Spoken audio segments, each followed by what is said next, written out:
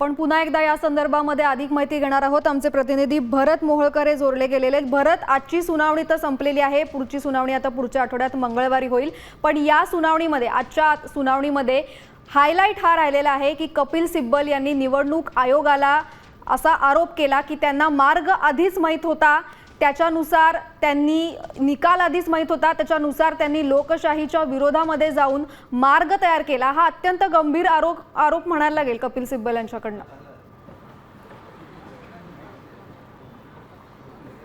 नक्कीच श्यामल, आपण जर पाहिलं तर ज्या पद्धतीने कपिल सिब्बल यांनी जो आरोप केलेला आहे हाच आरोप अत्यंत महत्त्वाचा आहे। आधी त्यांनी निर्णय घेण्यासंदर्भात आधी त्यांनी नेमकं त्यांना निकाल निष्कर्ष काय करायचा हे ठरवलं आणि त्यानंतर त्यांनी तर्कांची मांडणी केली। अशा पद्धतीचं जे काही स्टेटमेंट आहे ते कपिल सिब्बल यांच्याकडून करण्यात आलेलं आहे। हा अत्यंत महत्त्वाचा आणि मोठा आरोप जो आहे तो कपिल सिब्बल यांनी निवडणूक आयोगावरती त्यांच्या युक्तिवादाच्या माध्यमातून केलेला आहे।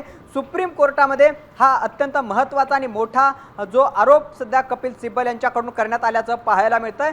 त्याचबरोबर सरन्यायाधीशांनी त्यांना पुढे त्यांच्या या स्टेटमेंट नंतर असं म्हटलंय की 2018च्या दुरुस्तीमध्ये कोणताही मोठा किंवा महत्त्वाचा बदल केलेला नाही। हे बरोबर आहे, अगदी बरोबर आहे। आणि दुसरी गोष्ट म्हणजे संघटनात्मक विंग जे आहे, ऑर्गनायझेशनल विंग, त्यामध्ये बहुमताची चाचणी लागू करण्यास दिलेला नकार, आयोगाने ती चाचणी लागू करण्यास स्पष्ट नकार दिलेला आहे, हे सुद्धा त्यांनी या ठिकाणी त्यांच्या स्टेटमेंटमध्ये सुप्रीम कोर्टाने म्हटल्याचं पाहायला मिळतं। नक्कीच भरत, या संदर्भातले अपडेट्स आम्ही वेळोवेळी तुमच्याकडनं घेत राहू। तुर्तास धन्यवाद तुम्ही दिलेल्या सविस्तर माहितीसाठी।